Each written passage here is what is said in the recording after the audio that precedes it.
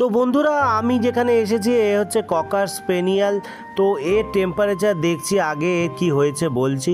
এর lower portion কিন্তু পড়ে গেছে। কেন পড়ে গেছে আমি এখনও আপনাদের ডিটেলসে বলতে পারছি না।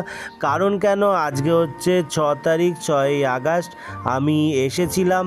তো এইটা কিন্তু সেকেন্ডের ভিডিও আমি করছি। আজকে হচ্ছে 7 তারিখের ভিডিও আপনাদের সাথে শেয়ার করছি। কারণ কেন এ কিন্তু পেছন পোর্শন একেবারে তুলতে পারছে না, হাঁটা চলা বন্ধ করে দিয়েছে। বয়সও অনেকটাই হয়েছে, প্রায় 10 বছর হবে হয়তো বয়স। কারণ কেন যার বাড়িতে আছে উনিও কিন্তু বয়স এক্স্যাক্ট বলতে পারবে না, যেহেতু অন্য একজন ছেড়ে দিয়েছে তারপরে অ্যাডপশনে নিয়েছে। তো যাই হোক স্যালাইন ইঞ্জেকশন দিচ্ছি, দেখি কিভাবে। আজকে সেকেন্ডে আজকে অনেকটা ভালো আছে বলে ভিডিও করলাম।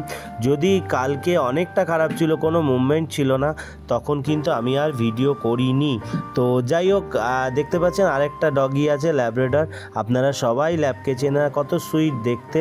তো সব মিলিয়ে এই ডগিটাকে ভালো করতে পারলে আমার ভালো লাগবে। আজকে সেকেন্ডে, আজকে যদি রিকভারি না হয় কালকে অবশ্যই ব্লাড টেস্ট করাবো।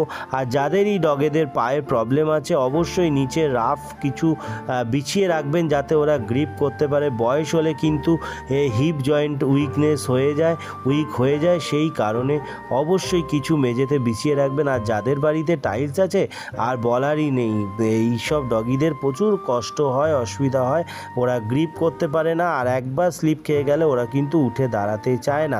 সেই জন্য বলবো বন্ধুরা ভিডিওটা প্রচুর পরিমাণে শেয়ার করুন। এর আপডেট আমি অবশ্যই পরের ভিডিওতে দেখাবো। আর আপনারা আশীর্বাদ করুন যাতে ও হাঁটাচলা করতে পারে। সবাই ভালো থাকবেন, সুস্থ থাকবেন।